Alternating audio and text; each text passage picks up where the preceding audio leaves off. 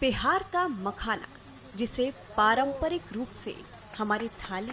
और पूजा में खास जगह दी जाती रही है, आज अंतर्राष्ट्रीय पहचान बना रहा है।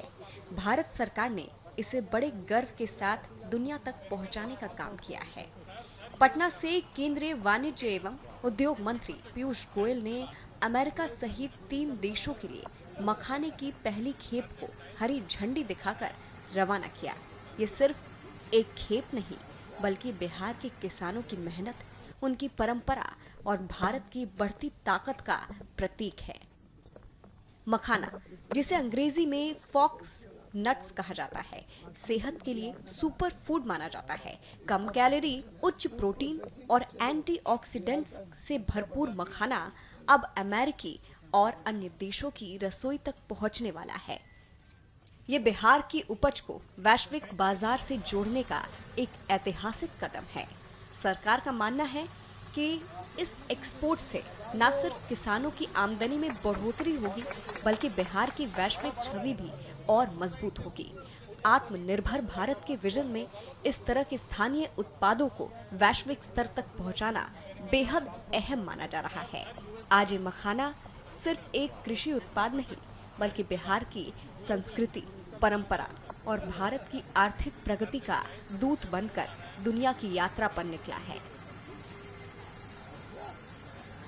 बहुत ही गौरवान्वित महसूस कर रहा हूं बिहार की प्रगति देखकर,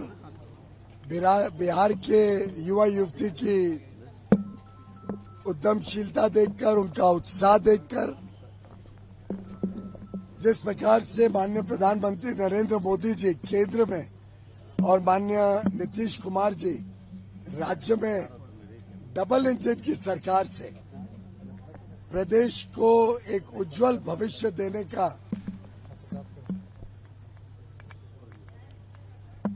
कर्मठ काम, चाहे वो इंफ्रास्ट्रक्चर के क्षेत्र में हो, नए रोड, नए हाईवे, रेलवे का विस्तार, नए एयरपोर्ट, पर्यटन को बल, inland waterways, inland container port, चाहे वो गरीबों को गरीबी से निकालकर एक अच्छे जीवन की तरफ लेके जाने की काम हो, मुफ्त में घर, मुफ्त में स्वास्थ्य सेवा, मुफ्त में शिक्षा, मुफ्त में टॉयलेट, घर घर तक बिजली, घर घर तक डिजिटल कनेक्टिविटी, घर घर तक पानी पहुंचे, चाहे वो सामान्य जनता को राहत देने की बात हो, अर्थव्यवस्था को मजबूत करने की बात हो, इनकम टैक्स में छूट, जीएसटी को कम करके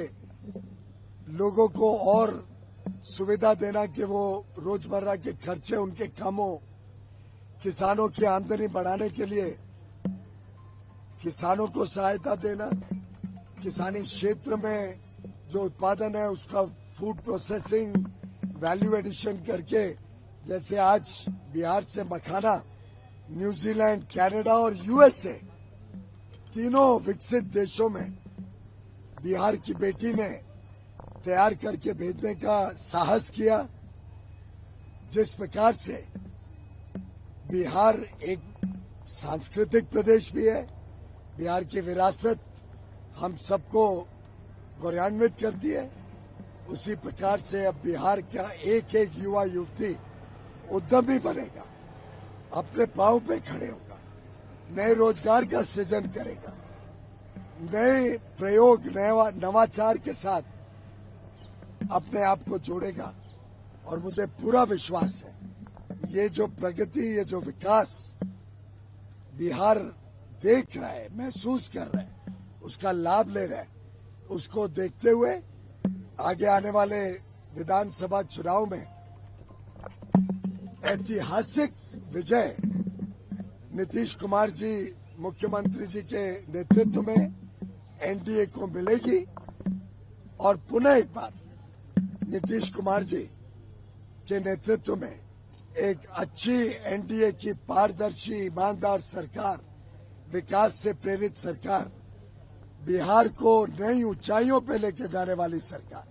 बिहार के युवा युवतियों के दिल की धड़कन वाली सरकार, बिहार की महिलाओं से की लोकप्रिय सरकार, बिहार के किसानों में उत्साह बनाने वाली सरकार, फिर एक बार एनडीए की सरकार जेडीयू, बीजेपी, एलजेपी, एचएम और हमारे अन्य मित्र दलों के साथ मिलकर हम एक अच्छी सरकार, जनता के सेवक के रूप में काम करने वाली सरकार चुनकर लाएंगे और बिहार को नई ऊंचाइयों तक लेके जाएंगे। इंडस्ट्रियल पार्क देने की बात आपने कही है सर। आज उप मुख्यमंत्री मेरे भाई सम्राट चौधरी जी ने कहा कि गया में तो पार्क आ ही रहा है और मैं बधाई दूंगा नीतीश जी को कि 1700 एकड़ के पार्क में के बदले अब 3000 एकड़ का पार्क बनाने का निर्णय लिया है। इनकी तेज गति से जो काम हो रहा है वहां पे, उसको देखते हुए अब मोदी जी एक नई इंडस्ट्रियल पार्क की नीति लाने वाले हैं। चैलेंज मोड पे होगा, पर मुझे विश्वास है कि बिहार में 4 इंडस्ट्रियल पार्क कम से कम हो सकता है। चैलेंज में बिहार के लोग तो उज्जवल आते हैं, अव्वल नंबर से उभरते हैं ऑलवेज। हो सकता है 4 से ज्यादा भी हो, पर कम से कम 4 अलग अलग क्षेत्र में इंडस्ट्रियल पार्क केंद्र और राज्य सरकार मिलकर बनाएंगी। जो बजट में 100 इंडस्ट्रियल पार्क घोषित किए गए थे, कम से कम 4 बिहार में लगेंगे।